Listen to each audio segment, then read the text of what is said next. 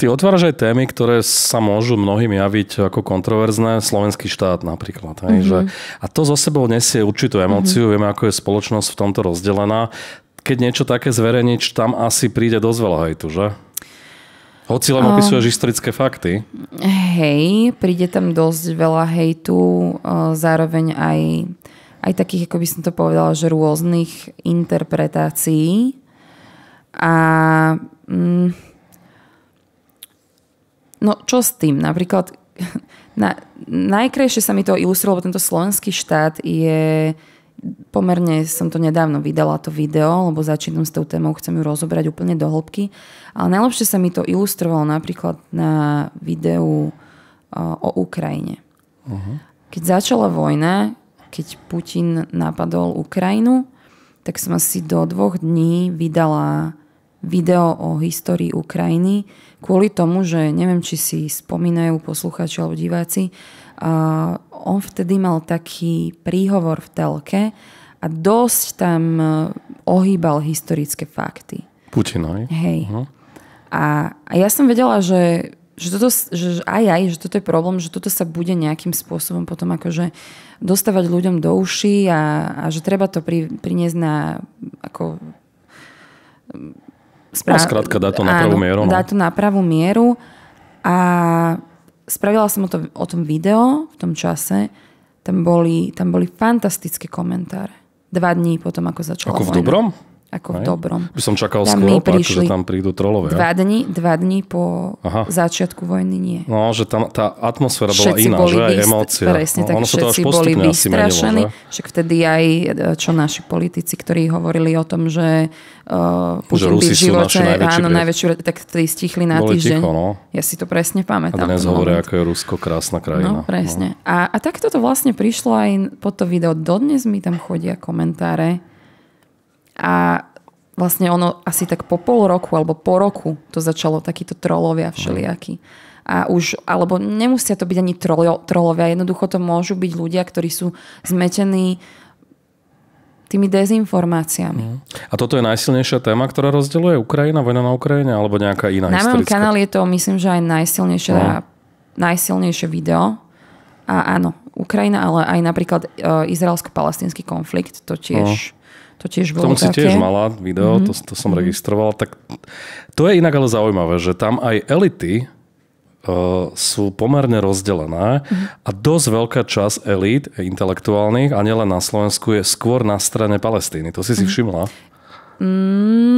Moc nie. Ja to tak registrujem aj v politických stranách, že je to, a ono to tak vždy bolo, najmä možno v takomto lavicovejšom spektre. Aj komunisti boli takí pro-palestínsky, Arafat, to si možno registruje, že aké tam boli vlastne vzťahy. A aj dnešní lavičiari, a nemyslím len tí akože populistické, ale tí umiernení, majú tendenciu skôr brániť Palestínu. To som si teda ja všimol. Je to možné. Ja som v tomto bola... A je to objektívne, že alebo dá sa tam nájsť objektívna pravda, lebo na obidvoch stranách sa dejú veci hrozné. Hej? Teraz ako sa na to pozerá, že či sa ten jeden len bráni, alebo to preháňa možno s tou obranou. A ty v tom máš jasno, v tom spore? Musím sa priznať, že toto je pre mňa taký spor, že kam až zájdeme, že keď ideme hľadať, že vinníka, že kto to začal, že tak kam až zájdeme. Že zájdeme až naozaj do...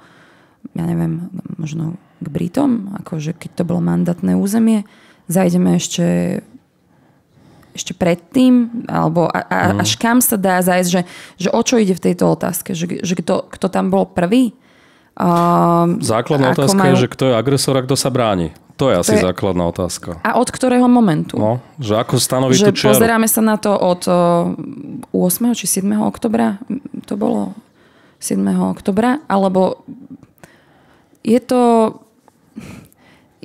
téma, na ktorú nemám jednoznačnú odpoveď. A je to asi to tak... Je to jedna z tých tém, kde sa snažím akože približovať čo najviac k pravde, ale myslím si, že to nie je niečo, čo by vyriešila nejaká učiteľka dejepisu, že aj odborníci tak sú v tomto. Tak politici to nedokážu vyriešiť celé 10 ročia. Presne tak. ten tvoj kanál, veľmi je to kvalitné, tie videá sú aj, nielen teda už teraz aj po tej jazykovej stránke, ale tou grafikou a tým prevedením, čo asi teda nie je úplne že lacná záležitosť, že z čoho to vlastne financuješ? Ja mám normálne akože jednu kameru doma, mikrofón a počítač, na ktorom to vlastne strihám a editujem už vlastne 8 rokov.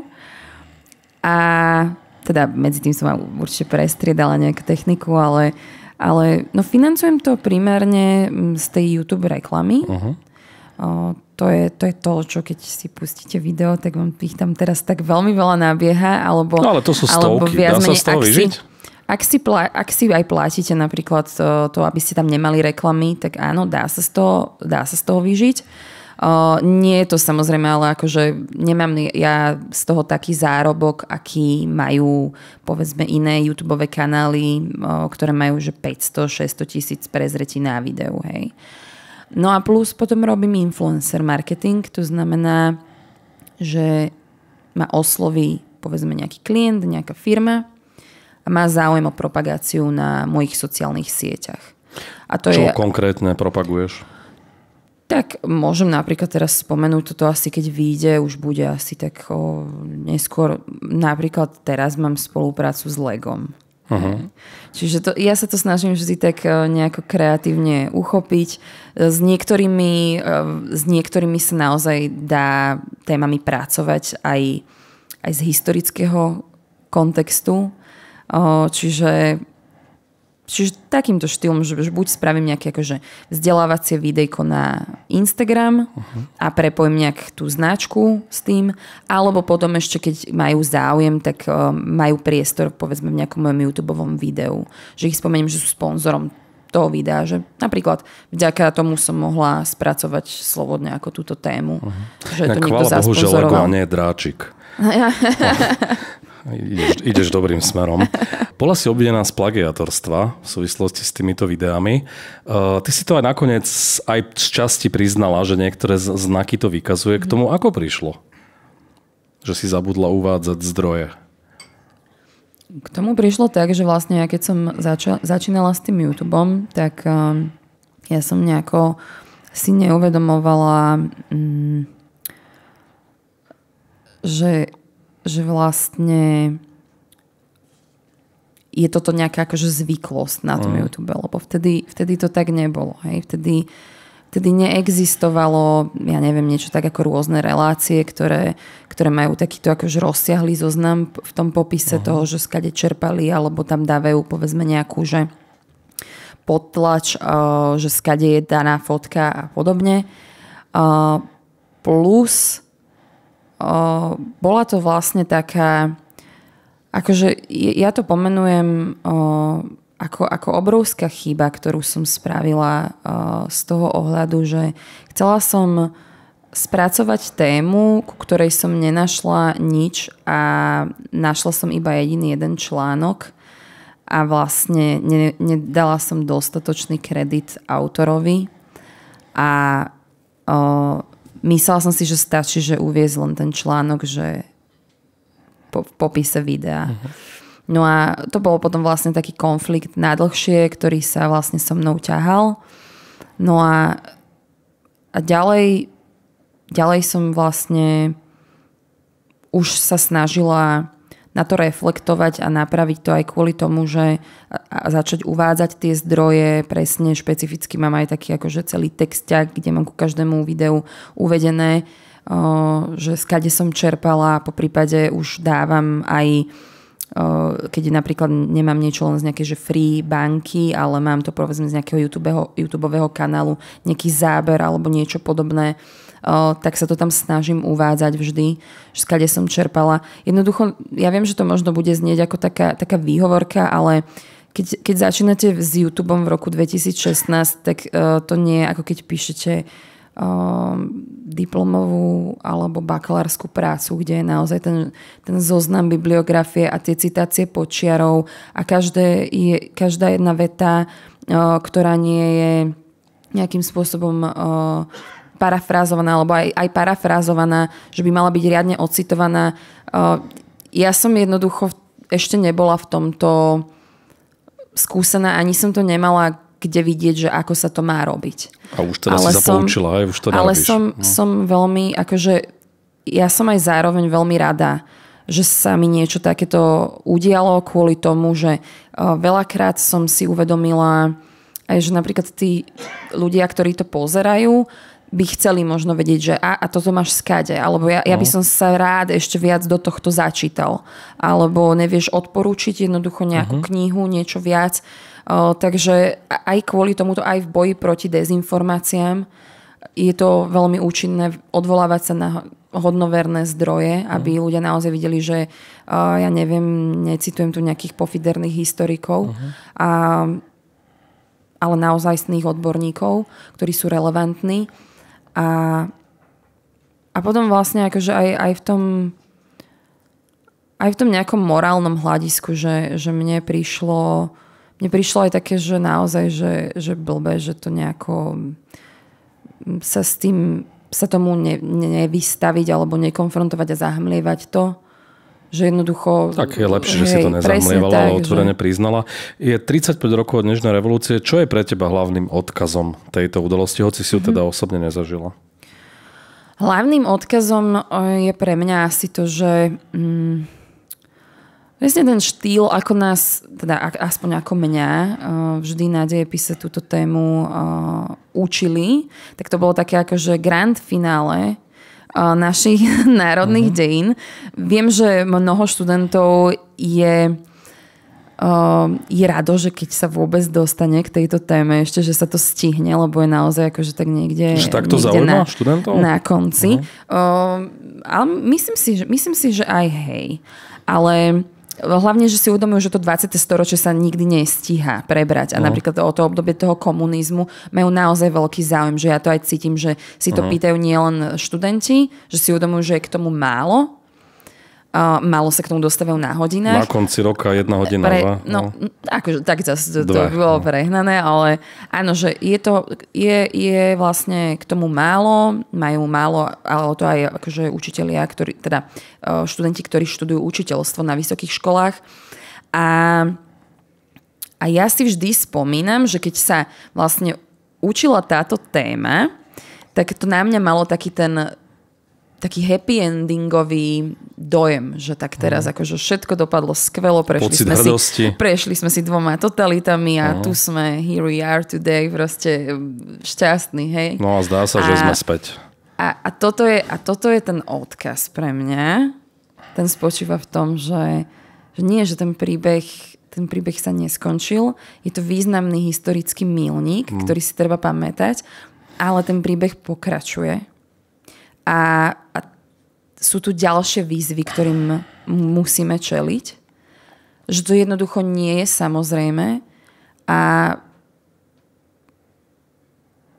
pre mňa, ako pre moju generáciu obzvlášť, patrím k mileniálom, je to pre mňa aj odkaz v takej tej forme, že a urobíme všetko preto, aby sme tie hodnoty, slobody, humanizmu, toho, že si ľudia začali vtedy rozprávať pravdu, že pomenovávali tie problémy, že sme získali tým slobodu a demokraciu, tak moja generácia musí robiť všetko preto, aby teraz toto ubránila pred tou demontážou. Hlavne neodchádzať do zahraničia. A presne, a môžete sa na nás spoľahnúť. Takže... Super.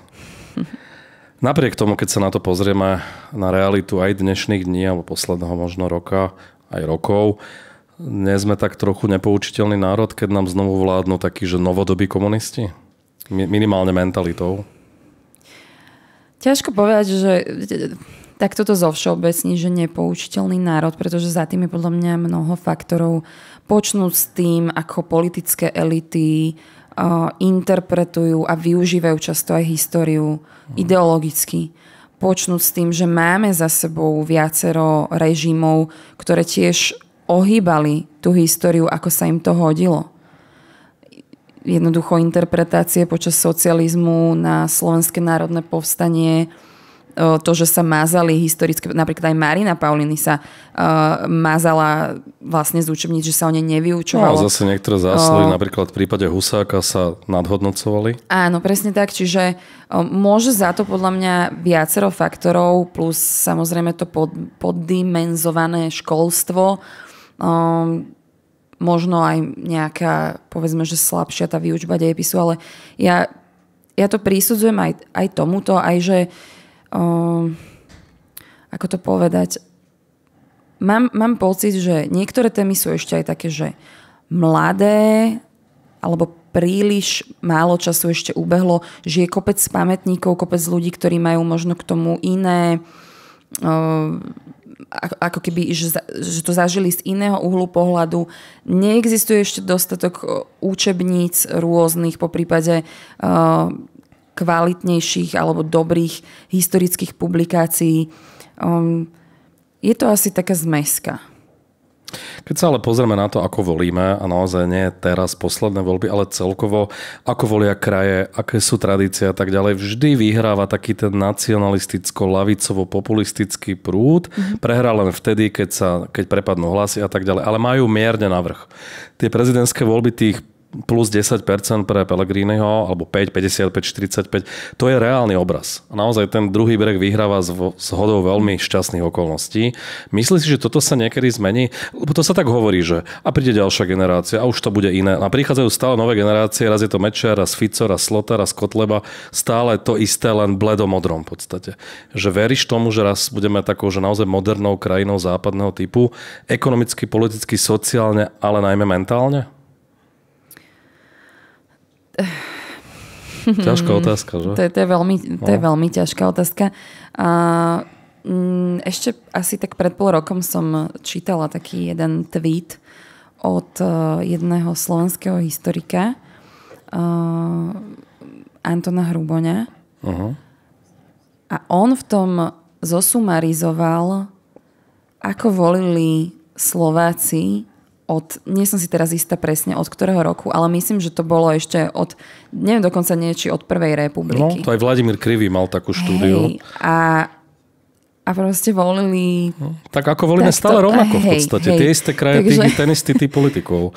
Preto som ja trochu skeptik, že či to nová generácia zmení. Možno áno, možno vďaka vzdelávaniu a možno aj vďaka takým portálom, aký je ten tvoj. Ako sa Hitler mohol chopiť moci tak ľahko a vlastne, že demokratickým spôsobom. Hej? No. Že naozaj mám rada ten výrok, že Hitler bol zvolený v demokratických voľbách. No. A toto vo mne tak rezonuje, že že to bolo také, že postupné a bežní ľudia sa nejakým spôsobom áno, aj radikalizovali, ale zároveň ani netušili možno, že do čoho sa rútia. Je aj nejaká možno postava z histórie, ktorá ťa naopak akože v dobrom inšpiruje? Tak takých je určite viac. Rada by som možno spomenula nejaké také akože menej známe a konkrétne asi nejakú ženu. Možno také, čo sú podceňované. Hej, o ktorých sa málo vie. No, prvá, čo mi napadá, je Marina Pauliny. To neviem, že či poznáte to meno, alebo nie, ale jej sa hovorí aj, že Štefaník v sukni. Ktoré sú možno tvoje také aj najobľúbenejšie také historické hoaxy? No, ja mám, ale to som už hovorila strašne veľa krát, ale mám veľmi rada ten mýtus o tom, že Napoleon bol nízky. Napoleon nebol nízky. Ako to vzniklo? Toto je na tomto krásne, že za to môže britská, ako by si to povedala, britskí karikaturisti. Napríklad ešte taký mýtus, že vikingovia mali na helmách rohy. No. Nemali? Nenašla sa... Ako to vzniklo? No, vzniklo to tak, zhodou okolností, že za to môžu umelecké stvárnenia vikingov v 19. storočí v divadle. Čiže nejakí tí kostyméri, ktorí inscenovali predstavenia, si asi, to je teória, pomýlili Galov s vikingami a stvárnili ich tak.